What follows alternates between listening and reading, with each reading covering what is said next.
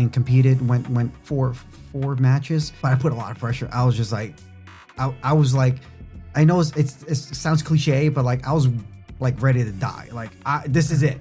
Everything I got, this whole event, that competition was probably about 45 minutes worth between the competitors, total length. That's all the whole world stopped for me. That's what I was just like, this is all I care about, and this is what I'm gonna do. I'm gonna win. I will literally cut my leg off to win this match. I don't care what it takes. This is what we're doing.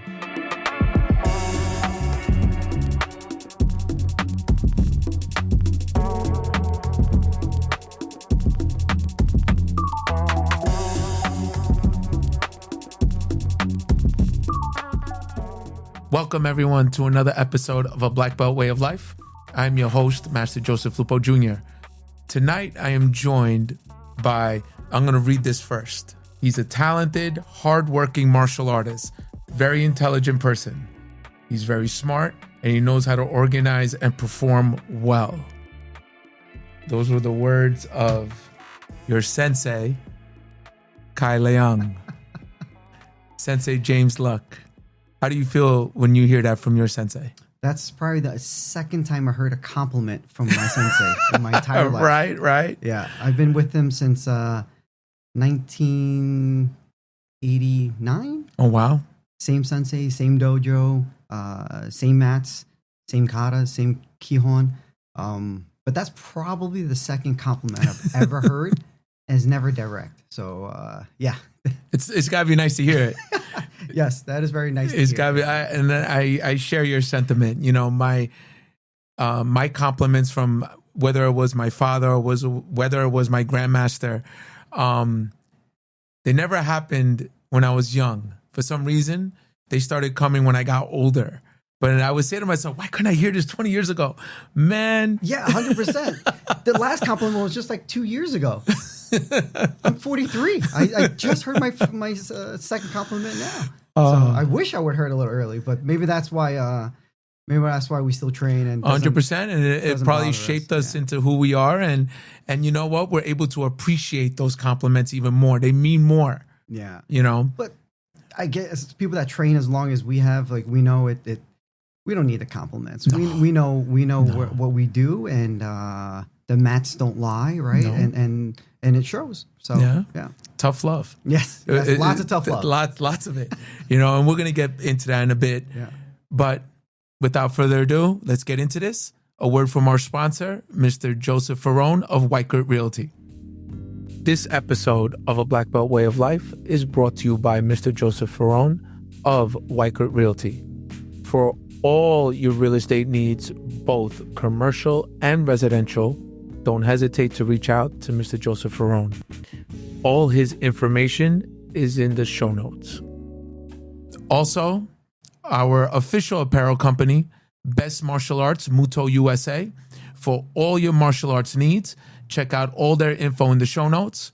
To Kickfit Taekwondo shoes, BBWOL at checkout, to get a nice little discount on an awesome, cool-looking product. Sensei James Luk, your sensei, Kai Leung, was my highest-rated episode. And it really means a lot to me, you know, as, you know, being new to this podcast world, but also really showed me the loyalty, the admiration, you know, everyone has for this man, and all the compliments and all the beautiful things. For me, it was very welcoming to see something that unfortunately happens and doesn't happen in the Taekwondo community. You know, I thought it was amazing. So for me, it was almost like a no-brainer to have one of his top students come here, you know? Yeah, I appreciate that. And again, Sensei Leang's been teaching in Astoria since 1982, right on Steinway. I wasn't too far away. I was adjacent to you guys. We have mutual friends. That's a right. lot of mutual friends. And I was at Munesli Taekwondo, adjacent to you on Broadway. Yep. You know, all those times you were training there and I was training there. That's crazy. And now we cross paths. Yes, after many years. Yes. But yeah, he's just one of those figures that he's extremely consistent and passionate and caring for his students. And you know, you'll see it every day at the dojo, every week or so. You see students come and visit that hasn't been there for 20 years. One thing that's been consistent for us as students that Sensei is always there. Like no matter where we are in our lives or whatever happens, he's always there. He's always teaching. One of the cool things I think about the dojo is that we do a lot of kihon, a lot of basics, a lot of fundamentals, and there's no secret.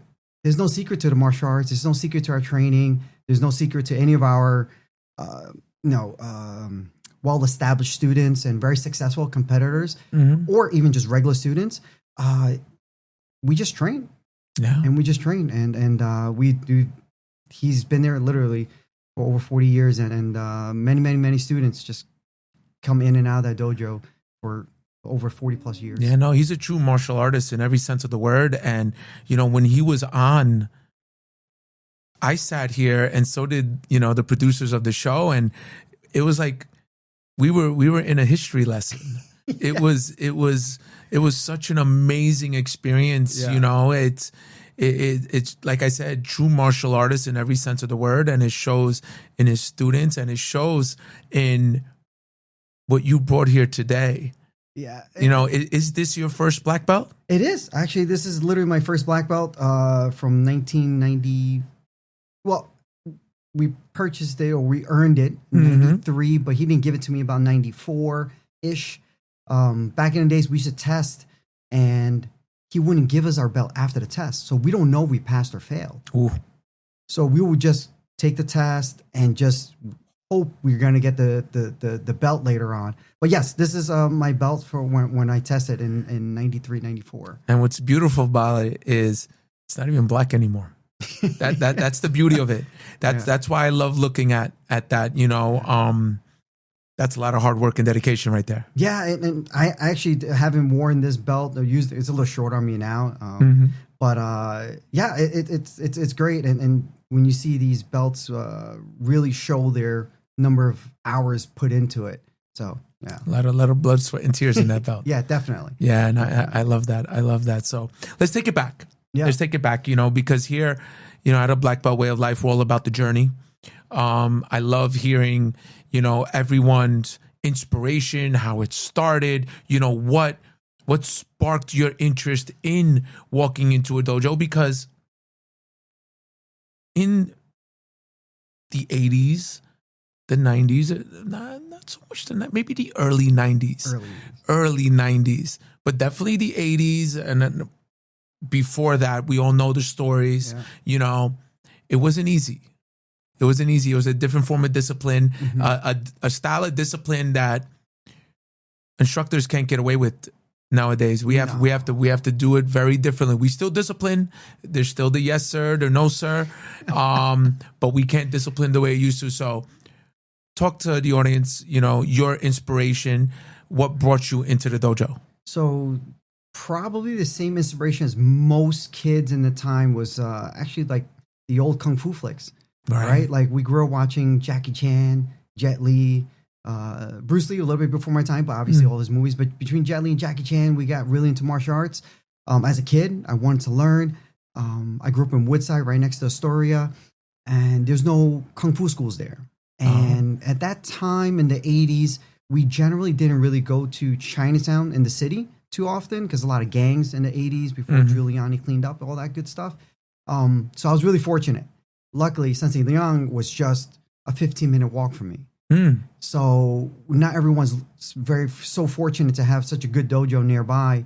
I even remember walking in when my mom took me up there, and literally first day, walk in and there's a kid sitting on the side of the office with a bloody nose right away. And I'm like, what is going on here? And I wasn't like a super rough or super tough kid. Like, oh, that's what I want. It was just one of those things where my mom signed me up right away, and there was no turning back. It was just, we would go 5-6 days a week. It was just part of our routine. It was just we would go to school, then go to the dojo, go to school, go to the dojo. It was nice. And also I grew up in the projects in Woodside. Not exactly the most pleasant place to grow up. So it kept me, safe and off the streets and a safe place to be. Right. Very safe to be. So after school, we just go right there and just train. And and as an inspiration, I mean, Sensei Leung was a great role model for us and all the other senpais I had growing up, watching them compete and training class. Just seeing those amazing martial arts as kids was just a luxury that a lot of people don't have. Mm-hmm. Now, you brought up something very, very important, and something I remind a lot of the students that have grown up with me in my school for almost now 15 years, the importance of the parents' dedication in the child becoming a lifelong martial artist. Yeah. Your parents obviously bought into it. Yeah, I talk about this a lot. Now being a parent as well, I have a 17-year-old daughter who's also a black belt from the dojo. I've learned from watching my other friends when they're kids and watching as a sensei, watching other parents, the commitment for your kids or young adults to be lifelong martial artists really starts with a parent's commitment as well. So the commitment is not just the kids, because kids will always want to quit. I remember at a certain time when I was like 11 years old, I was like, hey, I don't want to do this anymore. But it wasn't an option. Like, it was just like, hey, we're going to class. Mm-hmm. And then we just kept going. By the time, when you're 11, 12, 13, I'm like, oh, wow, actually, this is kind of cool. I'm just keep doing it. And next thing you know, that's all I know. Like, I just train. I just go to class and go home. Go to class, go home. Very similar to my daughter. She started when she was 3, really, really young, 3 years old. And there was a couple times where she just didn't want to train. She was like, I don't want to take class anymore. I've been doing it for 10 years, blah, blah, blah. But I had the commitment to do it. I'm like, hey, you don't need to be competitive. You don't need to be out there doing tournaments or anything. I just need to take class and train and practice. Mm-hmm. And she did. And she still trains. And then after that little hump or a little roadblock there, she ended up making a lot of close friends at the dojo as well that were very, very good competitors. And she started competing herself. Wow. Like, started doing nationals and started competing. And that's kind of got me into competing again recently. But it's just, it's as much of a commitment of the parent as it is for the child when you do this type of art. Oh, for sure. For sure. And now, when did it hit you that, in a sense, you didn't need your parents' push anymore? When did that happen? I think that was probably when I was a teenager, and then I started doing local tournaments with Sensei, and I started winning. And I was like, oh, this is kind of cool, right? Everyone likes to win. Of course. I like to win, but I hate losing more. Like, I don't know if that makes sense, right? Like, I hate losing. And then it gets to a point where you're like, hey, you kind of just expect yourself to perform well. So if you win, great, because you did your job. If you don't win, you're like, hey, something's wrong. What did I do? Did I miss training? Did I not work hard enough? Whatever it may be. So the tournaments it started like kind of not validating, but kind of just reassuring that, hey, I'm doing the right thing. And then once I got to a teenager, I started competing a lot more. My mid-teens, late teens, even up until my early 20s, I was competing a lot in the karate circuit and was doing really, really well. So I just enjoyed it. And at that point, I was like, hey, this is what I do. This is kind of what I enjoy, what I do. But yeah, that's really how it went. Yeah, no, it's so important, that our parents, they give us that push. We find the inspiration, but then also we have to find our own path as well as to keep us involved. For me, it was the opposite, because obviously my father was so involved in it. One thing, probably the best thing my father ever did for me was He didn't teach me when I was young. Didn't. He made everyone else teach me because he wanted to make sure that I really wanted this for myself, you know, and I would get so upset. I'd be like, going to my mom, I'm like, Mom, he doesn't want to teach me. And my mom's like, just don't worry. You know, we have to find our own path, you know. It's funny because I actually did the same thing with my daughter. I never really trained her. So she's always taking class. I still don't teach my kids. Yeah, my daughter, when the beginning, was taking a class with Bernard Sensei at the dojo, and then Kai Leung Sensei, and then even training with Eddie from our dojo. Like all these other senseis at the dojo. Even now, a lot of she does a lot of kata coaches. She does it with other people. She asks me some questions sometimes. I get really excited when she asks me stuff. But it's okay. I kind of prefer it that way, and keep the dad and sensei kind of separate because it'll make the relationship a little bit better. Mm-hmm. Now, your dojo, from what you know, when Sensei was here, and now from what I'm hearing you say, talk to us about the sense of family that is within a dojo. You know, you brought up a very interesting point, and I obviously could relate to it because my closest friends to this day, we train together. Yeah. You know, the first people I could give a phone call to when, you know, we're in a bind or we need something or just someone to talk to. Yeah. Like, I know I could leave, I could close up my school. It could be God knows what time. I know the people I could call and they're going to pick up the phone. Yeah. You know, talk to us that sense of family that occurs in the dojo. Yeah, that bond you share with your classmates, with your dojo mates, it's kind of hard to explain because it's literally that bond and the brotherhood. You have to be in it to understand it. Yeah, and it's like after so many hours of blood, sweat, and tears, like those are the guys you know what they're made of, and they see what I'm made of, and that bond will never end. And even if you lose contact, you know, some people just stop training for whatever reasons. When we see each other again, it's like it never stopped. It's like, hey, I remember on the mat when Sensei beat me and in a good way, okay? Yeah. And I remember all those years of just training. You'll never find that again. It's such a hard thing to explain because you really need to experience it, to share that blood, sweat, and tears with your other partners, and especially like when you share the joys and the sadness and the ups and downs. Sure. You know, when we go and compete with some of my best friends, when we win, it's great. When we lost, it's horrible, right? It was like, you know, we lost these tournaments or whatever event it is. But we share that bond, and you'll never forget that support we gave each other through those many, many years. And we're still friends today. Yeah. No, some great stuff here. You know, you bring up competition, and I mean, I love competition as well. You know, it's such a goal, you know, it's that rush, it's that feeling of, you know, stepping on the mat. Where was your expertise in competition? Now, did you do more fighting or kata or weapons? Kata. I've always been a big kata forms guy. I just really worked for me. In the dojo, we would do kata, kumite, kobudo. We did everything. Fighting forms and weapons. But in competition, it was just something that really clicked for me, and just I really enjoy it too. Even today, I still enjoy doing a lot of forms. I just feel like we can never perfect it, and there's always a better way of doing it. Right. So yeah, it's forms and weapons is kind of stuff. Okay. I like to do. You know, and one thing I love, and we spoke, you know, briefly before we actually got on the air, Sensei Jardines, who was also a guest on this podcast. The one thing I always say as a lifelong Taekwondo martial artist, karate kata is on another level.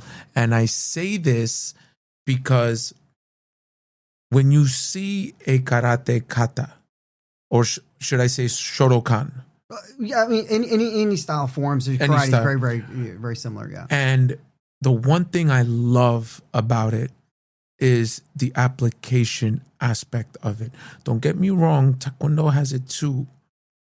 But when you guys do it at competition, it looks like you're ready, to defend yourself on the street. Yeah. And, Sensei brought it up, and you brought it up about constantly going over movements and everything. Talk to us a little bit how important that is, the way you guys do kata and the application of it. Yeah. And that usually, just like in Taekwondo, I'm sure, people learn their forms, the katas, as they get their ranks, right? Mm-hmm. And a lot of times the application isn't reinforced as much as it should be. And people just do it almost like a dance almost, sure. Right? Unfortunately, it's like a dance. Mm-hmm. But once you get to a certain level, first comes like, especially for younger martial artists or younger athletes, the first thing they get is athleticism, right? Mm-hmm. They kind of can quote unquote fake the kata with this athleticism because they're so there's YouTube nowadays, so everyone sees what the world champion looks like, so they can copy, mm-hmm. right? So they can just be really athletic, really fast, and really really strong, and look kind of okay.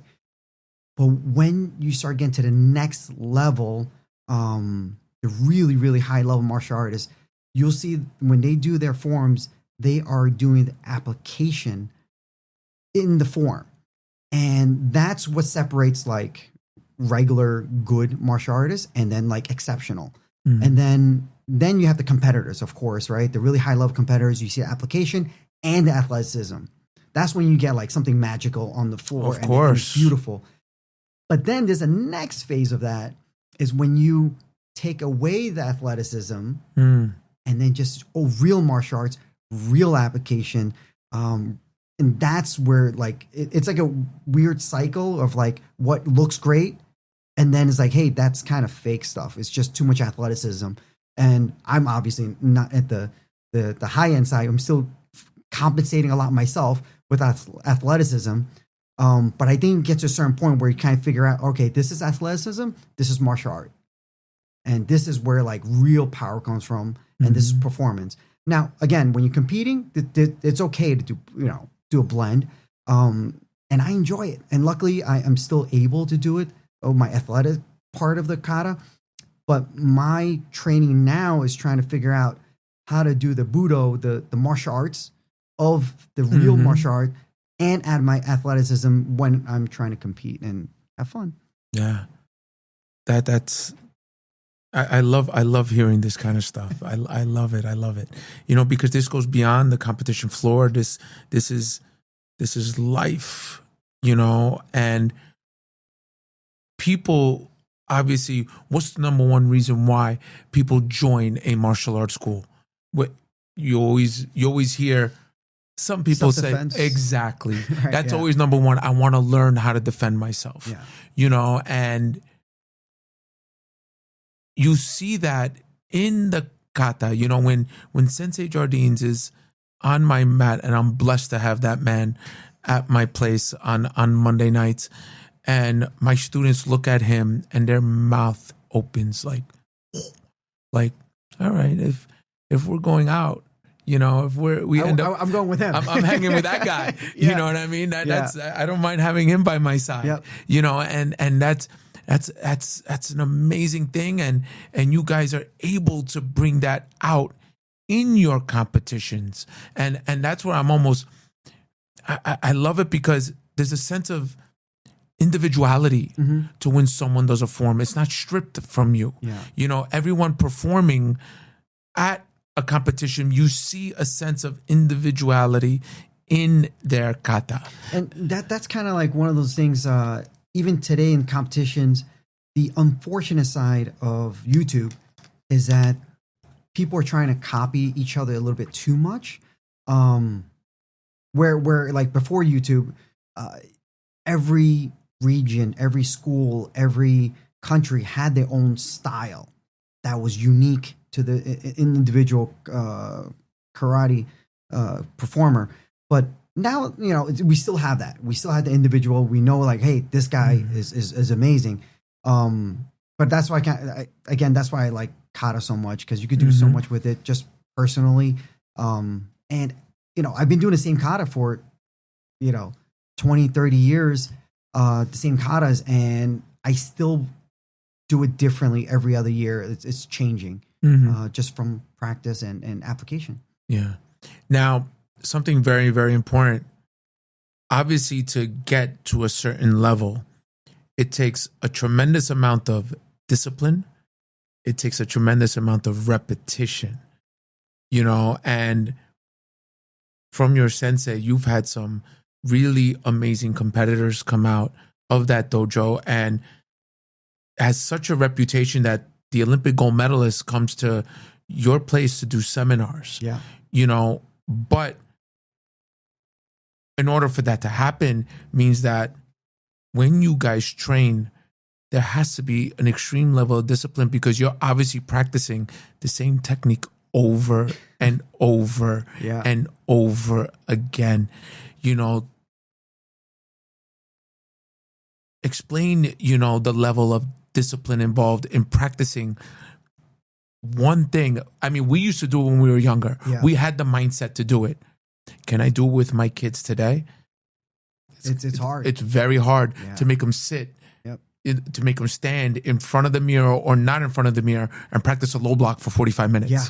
It's hard to do it, When we started from, as far as I remember, from the 90s all the way to the early 2000s, we did the same Kihon, same basics every class. Yes. Down block, reverse punch, high block, double punch, knife hand blocks, then front kicks, round kicks, side kicks.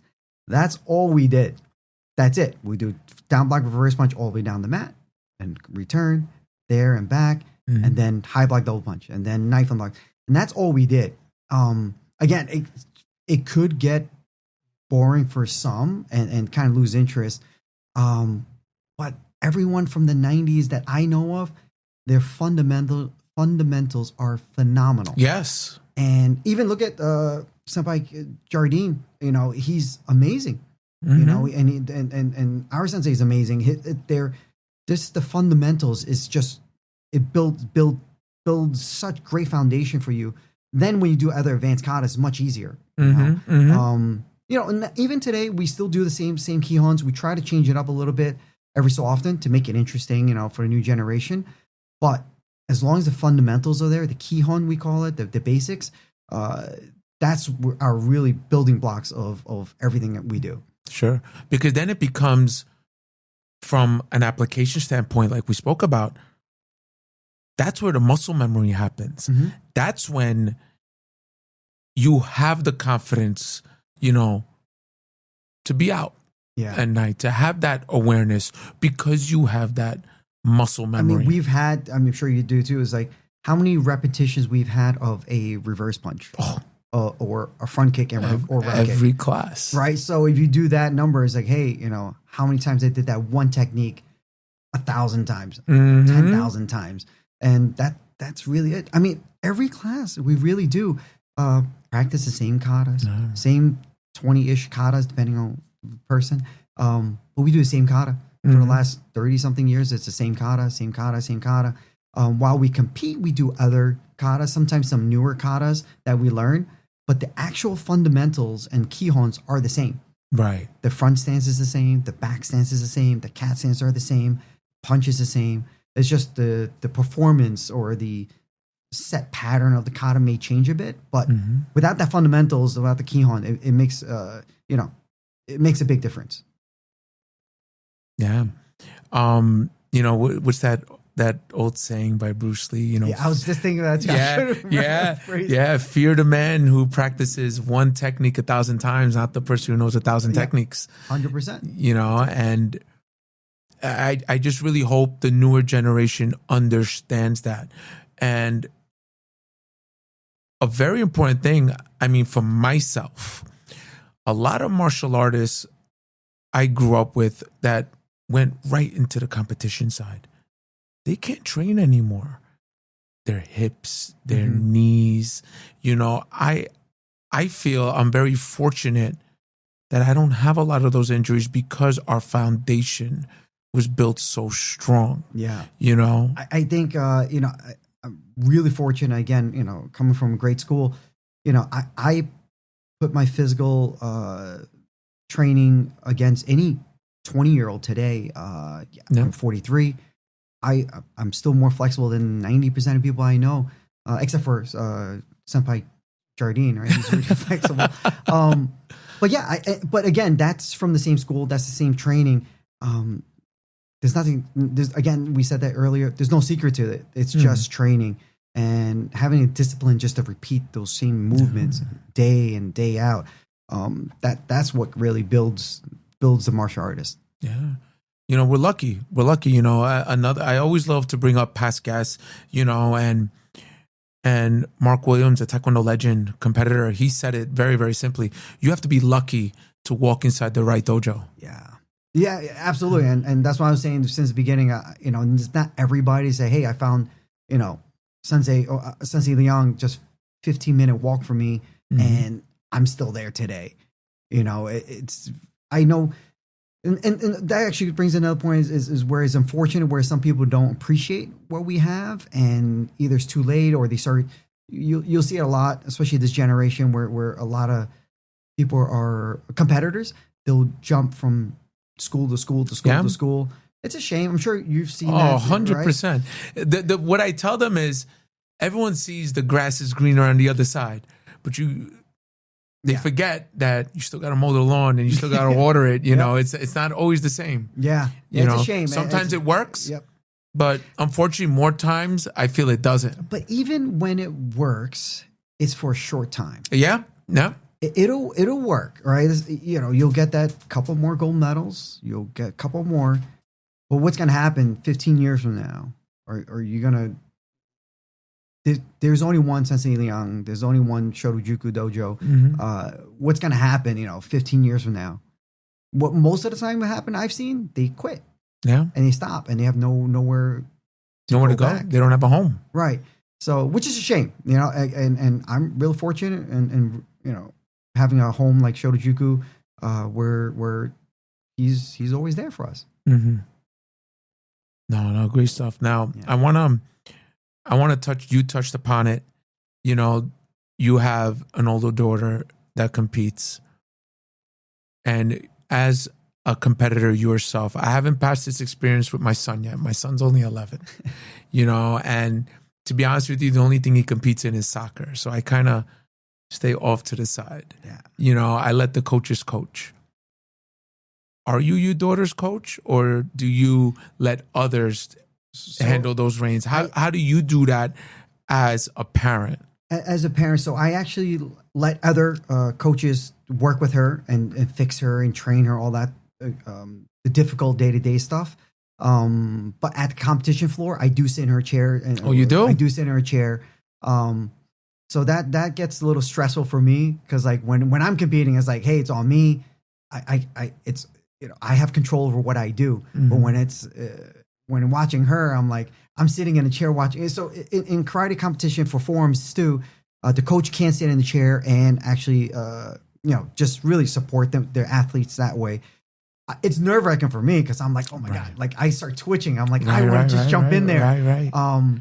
But it's good. I'm just happy to share the moments with my daughter and just enjoy it, the competition. So it's tough. It's tough competition out there, especially in karate. Once you get to the elite level, all the athletes from 14 all the way to the 20s, they're all amazing. They're all phenomenal. And to even be on that floor, I think it's a huge win in my opinion. Mm-hmm. Yeah. Yeah. No, it's hopefully one day I get to experience it. It's gonna be tough. Yeah. Especially at a high level of sport, it's gonna be tough. Now you brought up something. You had stopped competing for a while. What brought you back? So yeah, the last time I competed before this was in like 2005, and I did horrible. Like I was working full time, and life happened. Life happens, and I was just not at that level back then. And then I stopped, taking care of my daughter. My daughter was born, and then she started competing. So I went to one nationals with her. Just as the first one, actually went to a big event. I went just as a spectator. I had my friends were sitting in her coach's chair. I was just spectator. The following big event, I was like, oh, I'm going to get my coach's pass. I'll sit down there, whatever. And then the third one, I was like, I was looking at the calendars, looking at the schedule. And me, a good friend of ours was also another parent, another black belt. We were talking about it. It was like, oh, we should just compete. We're there. We're off that day. The girls, they will compete on Thursday for their events. We're off Friday. So I'm like, I'm not doing anything. I'm in shape. I can do it.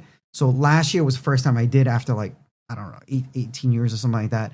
I competed, and it was great because I had no pressure. I just showed up. Nobody knows me. You know, I'm just going to go compete. And I competed, and last year was my first one, and I lost. I got silver. And I'm like, oh man, this is horrible feeling. So you know, because you know, people talk about, they're like, you know, sir, you got lots of gold medals hanging up. What about? I go, yeah, I have other medals.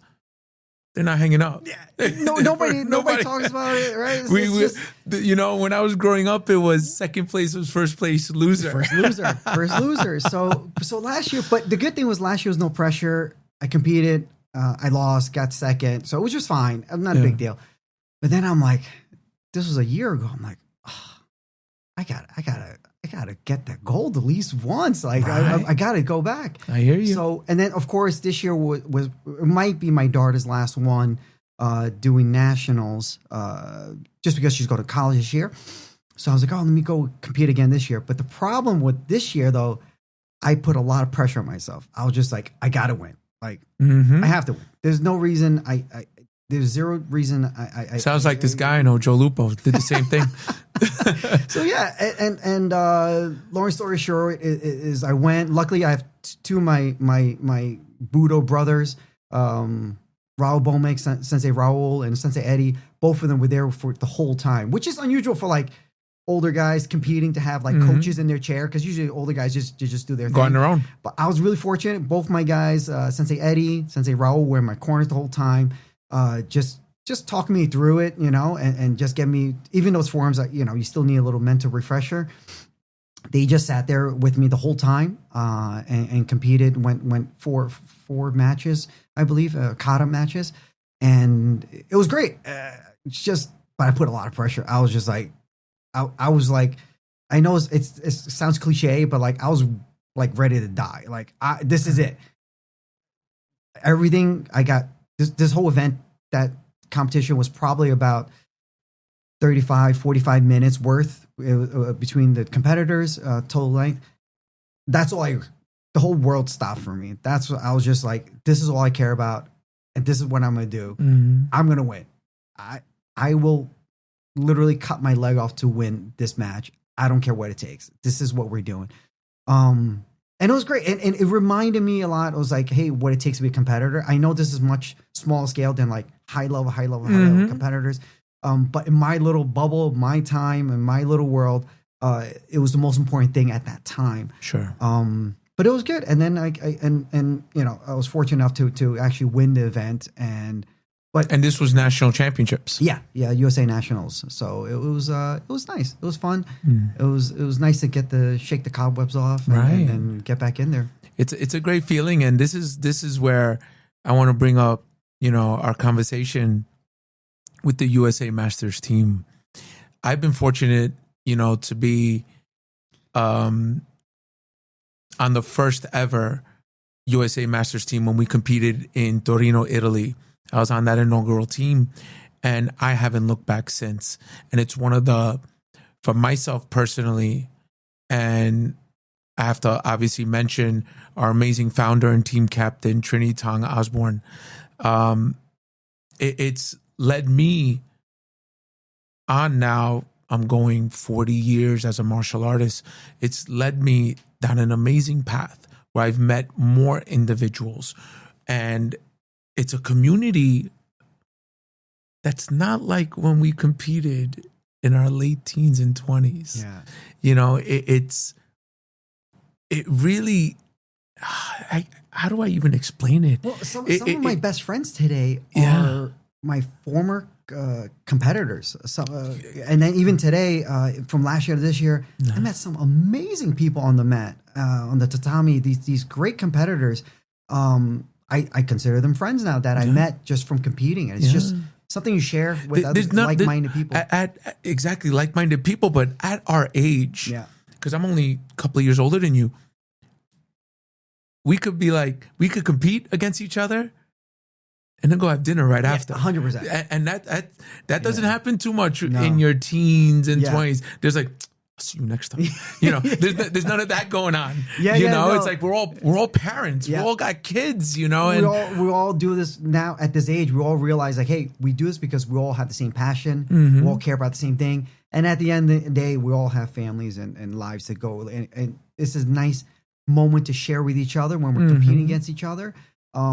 It's just friends you make along the way. It's just like, mutual respect and it's some people you meet as a competitor just become lifelong friends. And it's pretty awesome.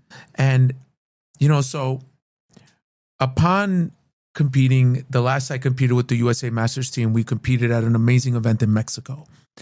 And just recently, I didn't go, but there was the World Masters Games in Taiwan. And something clicked in my head, especially with Sensei Jardines at my school, and having your sensei on my podcast. I'm like, Taekwondo is not the only discipline at the World Masters Games or any of these Masters Games. There's judo, there's karate, and I was like, karate, and it kind of like hit me, and I spoke to Sensei Jardines about it, and his eyes lit up. And Sensei Jardines is the youngest 60-year-old I know. He is, the youngest that I know. And he got excited when I brought it up because he's seen the benefits it's done for me and my school, and something I could give the older students that are a part of my school, and I see Sensei come in with all these older gentlemen and they're training. And I'm like, they could do it too. But then Sensei Jardines, who's extremely humble, he turned it around and he said, I know someone that could spearhead this. And that's when he brought you up. Is something like the USA Masters team something that you want to look forward to? Yeah, absolutely. And it actually, again, it came out. You heard that, Captain Trinity? You heard that? Heard that? I'm in. No. There you go. No, it was just perfect timing again, because from last year's, my loss last year at Nationals, I was like, hey, yes, I did lose, but I can still do this. Yeah. And it was motivation. It was motivation. Yeah. And then before we even spoke, I actually saw some clips from the competition, and I'm like, I can hang with these guys. Right. Like, I can do this. And it's high level. It's super high level. It is very high level. People think, I've had people tell me, you're just a bunch of old guys. No. Don't say that. When I won in Korea, let me tell you, I had, he was on the podcast as well. I had a nutrition coach. I had, strength and conditioning. I trained like a professional athlete when I went to go fight in Korea. Yeah. I mean, it's no joke. These guys are at a very high level. Yeah. They take it very serious. And that's why I'm like, I can do that. I have a goal. If I can set this goal, it'll be great. But then I had no idea what this event was. And then this weirdest thing ever happened. Like a week later, somebody, Charles Jardine, calls me about this thing. I'm like, what? Are you guys tapping my phone? You guys, and then we connected. Yes. We spoke about it, and I'm excited, and I'm really hopeful. It gives me a nice target and goal, and plenty of time to train for it and stay healthy and keep training. But super excited about it. And what better place in 2027 in Japan? Yeah, of all places. Yes, it was like a calling. Yeah. So, but the competition level is going to be insanely high. Sure. In the motherland. In the motherland. But that's how I felt when I went to Korea. I was like, oh my God, I never had the opportunity when I was younger, and I was fortunate enough to do it, 2 years ago. there's no greater feeling for being a lifelong martial artist and being able to go, as you put it, to the motherland and do what you love. Because obviously you've been doing, karate for so long. It's obviously embedded in your heart and your soul. Now to have that opportunity, it's such an amazing thing to look forward to. Yeah, especially to be able to perform our kata, our style, our accent. Like, yes, we do Shotokan karate, Shotokai style karate, katas, but like to do Shotojuku katas on these big stage is like that's what I'm looking forward to. It's like, yo, like that's Shotojuku style kata, and that's what we're about. That's New York City. That's Astoria style karate. I love it. I love it. That's like gives me chills right now just talking about it because that gets me excited. But yeah, that's kind of how we want to do it. No, I love it. I love the passion. I love everything about it because I'm with you, and I had said on an earlier podcast that, especially after I finished competing in Mexico, I kind of left it open-ended, but I kind of said, I think that might have been my last competition, but now I'm listening to you right now and I'm like, oh, we can do it. I'm getting amped up. Yeah, let's do it. I'll be 47. I'll be, let's go. Yeah, but that's everything literally lined up perfectly, and the timing couldn't be better. Just gives us enough time to train, enough time to get prep for it, and I'm super excited about it. That's great stuff, and it's bringing me to my next point. Your passion and everything you've spoken about, the dojo and the style and sensei. I'm very big on what we leave behind is very, very important. We leave behind a legacy, whether it's to my students or anyone who's watching this podcast, who knows? Yeah. God willing, 20 years from now, they're watching this guy speak and talk about his passion for martial arts and everything. What do you want to leave behind one day? Oh, that's what I want to leave behind. What I'm trying to do right now is just make my sensei proud. Yeah. That's it. Yeah. But what I always been trying to figure out how to do this is really respect our tradition and really share our Shotojuku style karate. And again, Sensei Leang is always representing Miyazaki Sensei. I'm representing Leang Sensei. That's kind of like where we like, what we're trying to represent. But while we're respecting our tradition, I'm also trying to, embrace evolution, embrace the change. So I just want to be able to leave behind like, hey, this guy does pretty decent karate. His martial arts pretty decent. Yeah. But that's it. I just want to train. That's it. I love it, and I'm sure he might not tell you, he might not show you, but I'm sure your sensei is very, very proud of you. He was very happy when I told him you were going to be on this podcast. So it's great stuff. You might not hear it, but it's okay. We don't need to hear it. We don't need to hear it because we know it. We know it here. Yeah. Sensei James Luk, it's been a pleasure. It's been my honor to have you on. Pleasure to be here. Thank you for having me. This was like I said, everything just worked out, and it was just great to connect with you. Awesome. And we'll definitely be training together. Oh, for sure. I would love that. We're going to be shaking Tokyo when we get there. Oh, that's great. 2027 World Masters Games. You heard it here. Taekwondo and Karate USA Masters team. I love it. With that said, thank you everyone for tuning in to A Black Belt Way of Life. Make sure to check out all our information in the show notes, whether it's our official sponsor, Mr. Joseph Ferrone of White Coat Realty, or our official apparel company, Best Martial Arts, Muto USA. Also check out KickFit Taekwondo shoes for that cool promo, 10% off, BBWOL at checkout. Check them out as well. It's always my pleasure to be here with you guys. Thank you again for tuning in. Always remember the words my father always said. A black belt is worn around your heart, never your waist. A Black Belt Way of Life was produced by Press Record Studios.